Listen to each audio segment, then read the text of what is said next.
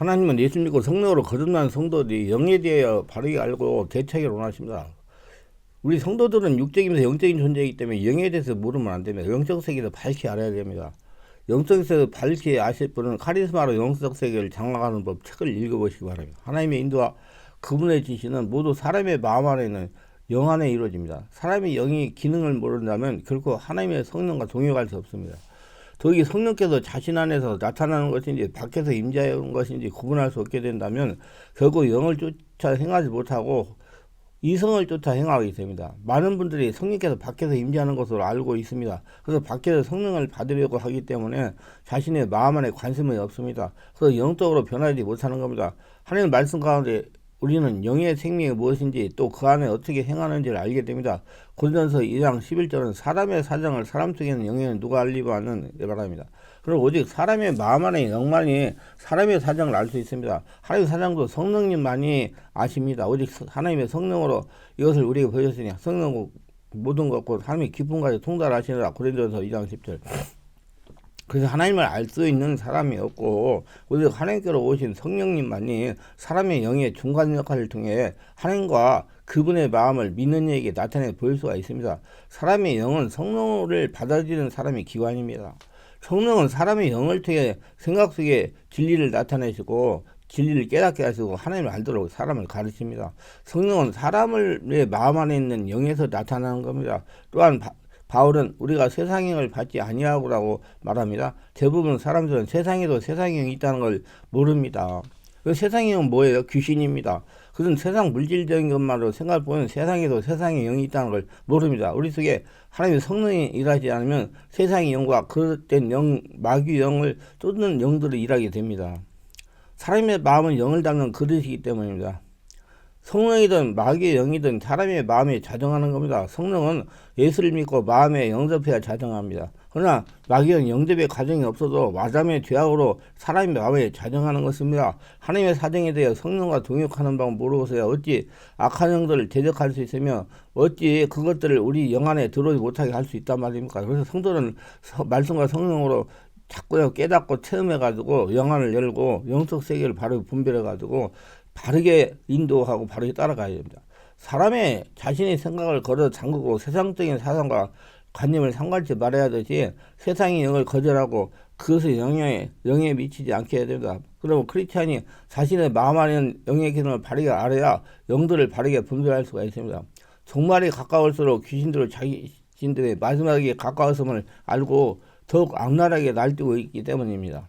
그래서 세상의 기회는 귀신들의 정체나 공격에 대해 무지하고 악한 영들에서 알려고 관심조차 주지 않는 것은 어떤 교회에서는 귀신 얘기를 못하게 한다고 그러더라고요. 그래서 수많은 하나님의 자녀들이 그 더러운 영들의 포로가 되어 불행에 빠져 고통을 당하고 영혼과 생명을 사냥당하고 있습니다. 그 예수 믿고 교회 다니는 성도가 그렇다니까요.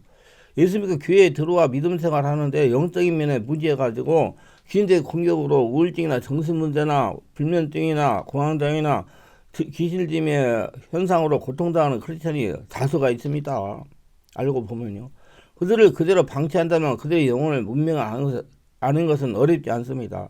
그리 머지않아 장래 잘못된 곳에 가서 울부짖는 소리를 듣게 될 것입니다. 그래서 바르게 자기 영을 자기가 잘 지켜요. 물론 무지한 크리스천들이 악한 영들에 쏘가 포로가 된 이유는 자신들의 영적인 무지와 어리석음 때문입니다. 그래서 제가 알라고 유튜브에 이런 설교를 하는 겁니다.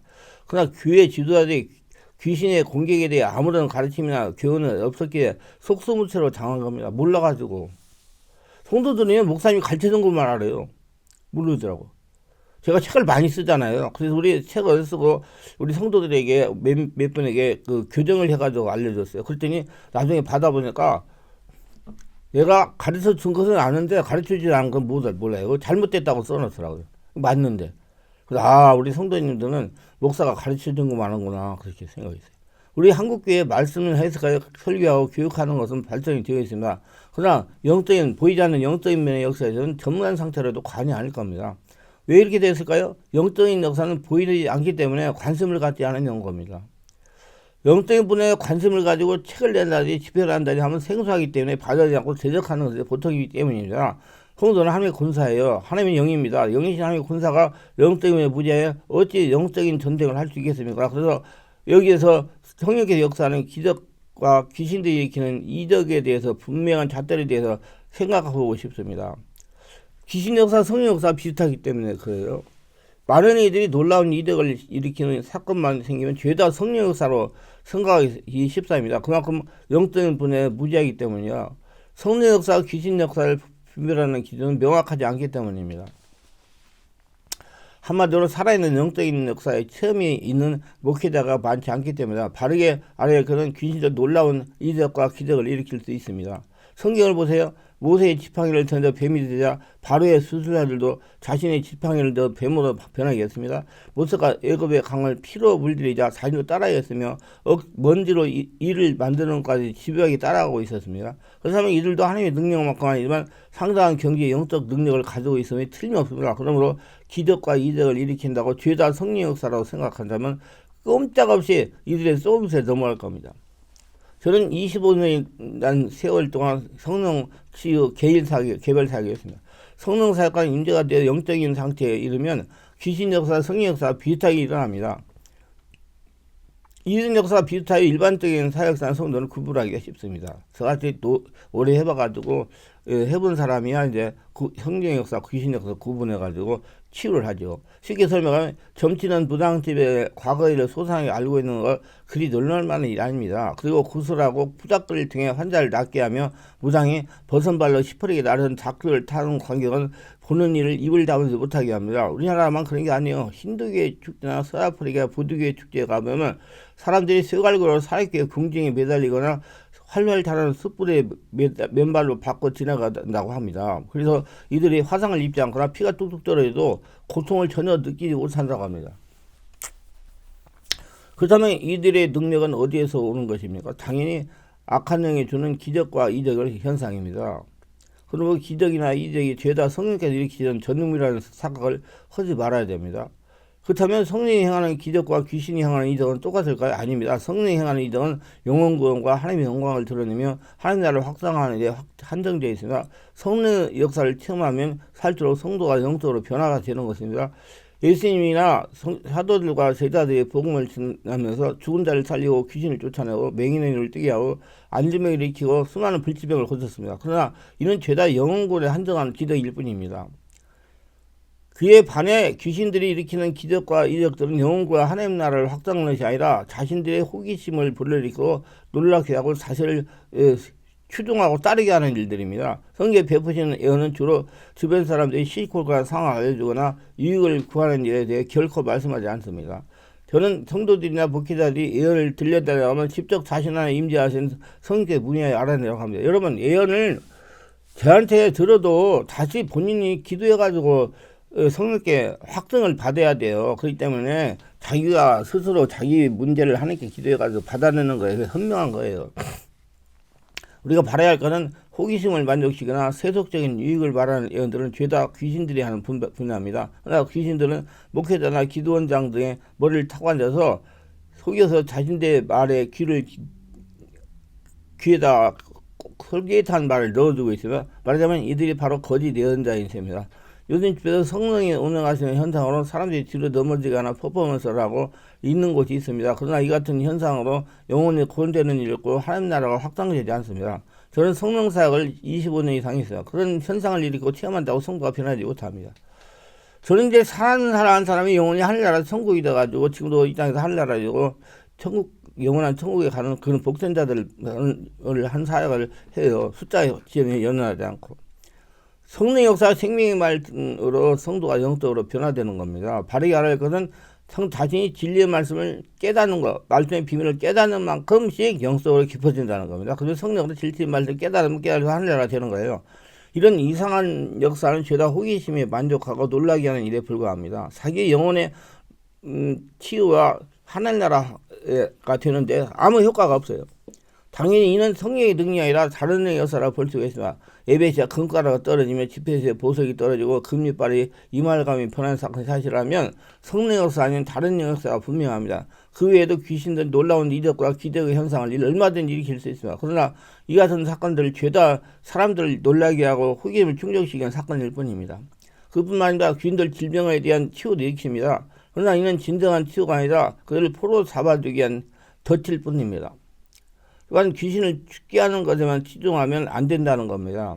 제가 그래서 귀신만 쫓아내면 죽을 때까지 귀신 쫓아내야 됩니다.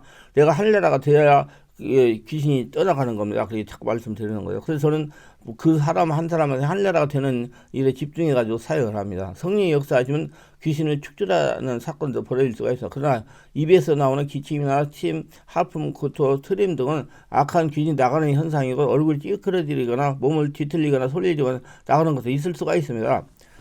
그러나 이건 저는 점프가 아니고 자기 안에는 상처 스트레스가 나가면서 일어나는 현상이니까 그거 정말 없어질 때까지 사역을 기도를 하라고 저는 권면하고 싶습니다. 이건 그것들이 내 몸을 여러 가지로 망가뜨리기 때문에 뼈골 사이에 관절염 생기고 석수가 디스크 생기고 협착성 생기게 하고 근육에부터 근육통이 일어나게 하고 장기부터가 장기가 약하게 만들기 때문에 그게 상처 스트레스들이에요. 그래서 성령사 이러면 다 나옵니다. 자꾸자꾸 뽑아내셔야 돼요. 그래가지고 맑은 상태를 유지하고 지내야 됩니다. 그래서 제가 올라가 그때 집중기도를 하는 거예요. 제가 이제 나이가 있으니까 얼마 앞으로 내가 걸어다니고 말할 수 있으면 하려고 사역을 하는데 많이 할 수 있으니까 한 사람이라도 정확한 사람, 정확히 천국을 누리는 사람으로 살아가게 하도록 그렇게 사역을 할 겁니다. 그리고 유튜브 설교도 그런 유형의 설교들을 많이 올릴 거예요. 그러나 피사역자가 영적으로 변화해 하나님의 말씀 비밀을 깨닫는 만큼 귀신이 떠나간다는 걸 알아야 됩니다. 자기가 노력을 해야 돼요. 남한테 돈 받아가지고 쫓아내는 거 아니요. 더 다시 들어와요. 이만큼 자기가 하늘날 된 만큼 귀신이 떠나가니까 이런 현상을 체험하는 것만이 만족하자면 영적인 안전뱅이가 될 소재가 자분하고요. 육적인 사람을 탈피하지 못하고 영의 사람은 갈 수도 없어요. 절대로 가시적인 현상이 치워지면 성도의 영혼은 파래해집니다. 왜냐하면 자신이 기도하다가 또는 안수받다가 자신이 추구하던 영적인 현상이 일어나면 다전거로 착각하기 때문입니다. 현상이 치워지면 그리스도의 장성한 분량이 자리하지 못한다는 뜻입니다. 생명의 말씀과 살아계는 성령 역사의 이성과 육체가 성령의 역사에 순복하는 영성이 되어야 됩니다. 자신이 영 안에 계신 성령의 소욕을 이성과 육체가 가감없이 받아들여 순종하는 영성이 되도록 훈련을 해야 됩니다. 성령이 자신을 지배하도록 이런 귀신도 자신만의 방식으로 기적을 행하고 이적을 보여줍니다. 저런 성령이 하는 걸 교묘하게 흉내내어 쏘기도 하지만 대부분 자신만의 방식으로 이적을 일으킵니다. 그들만의 방식은 영혼을 구원하고 하나님을 확장하는 것이 아니라 사람들 놀라게 하고 호기심을 충족시키고 세속적인 유익을 챙겨주는 행위들입니다. 그러나 성령이 절대 그런 분야의 기적을 일으키는 법이 없습니다. 성령은 전지전능한 하나님이지만 우리의 영혼을 지옥에 던져넣을 수 있는 두려운 분입니다. 더더욱 사역자는 꼭두각세가 되는 일은 절대 없습니다. 마치 성령을 앞세워 자신의 의를 드러내거나 자랑거리로 삼는 사역자가 있다면 성령이 아니라 귀신에 포효한 사람이 될 겁니다.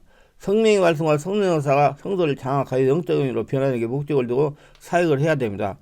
바른 성령 역사와 진리의 말씀을 들으면 성도가 하나님께 원하시는 영적인 사람으로 변화되게 되어 있습니다. 영적으로 변하면 귀신은 떠나가게 되어 있어요. 기사와 이적을 일으키고 체험한다고 하나님께서 원하시는 영적인 상태로 변화되지 못합니다. 저는 성령 집회를 할 때 말씀을 전하고 안수하여 성령 역사가 일어나게 합니다. 계속적으로 생명의 말씀을 듣고 성령으로 기도하니 목회자가 성도가 영적으로 변화되는 것을 본인들이 체험하고 다른 사람에게 눈으로 보고 느끼게 됩니다. 넘어지게 한다니 이상한 소리 된다니 붕붕 뛰지 않고 이상 현상을 일으키지 않아도 모두 다 영적으로 변화가 되고요. 온몸이 하늘나라 청산되고 병들이 치료되고 건강하고 영권이 강한 사람이 되었다는 얘기예요. 제가 말하고 싶은 것은 성도들을 현혹시키는 사역을 하지 말자는 취지에서 말씀을 드리는 겁니다. 그래서 기사 이적의 역사는 반드시 분별이 되어야 됩니다. 성령 사역자와 귀신이 초종한 좀비를 구별하는 것에 가장 중요한 자들은 그들에게 예수님의 성품이 드러나는지를 날카롭게 살펴보는 겁니다. 즉 열매로 분별이 되는 겁니다. 악한 영들은 자신의 의를 드러내고 자랑하는 일을 즐겨합니다. 그리고 자신의 은사를 자랑하거나 보여주는 것을 즐긴다면 별것없이 귀신이 꼭두각시입니다. 또한 자신의 말을 듣지 않거나 순종하는 사람들에게 하나님의 저주를 운운하거나 벌을 내려올 것이라고 겁을 주는 두려움을 주는 이들도 귀신의 좀비들입니다. 하나님은 그런 방식을 저주나 벌을 주지 않습니다. 신약시대 하나님의 벌은 어둠에 내버려 두는 것입니다. 그래서 회개하자면 지옥으로 던져넣는 게 하나님의 처벌 방식입니다. 그러나 귀신의 사역자들은 신체적인 질병이나 불행한 사건을 운운하며 저주나 벌을 내린다고 하여 겁을 주고 공포색을 듭니다. 또 교회를 옮기면 저주받는다고 그래요. 교회는요, 예수 믿는 사람이 교회 아무 교회나 가도 돼요. 근데 어떤 사람이 저주받냐.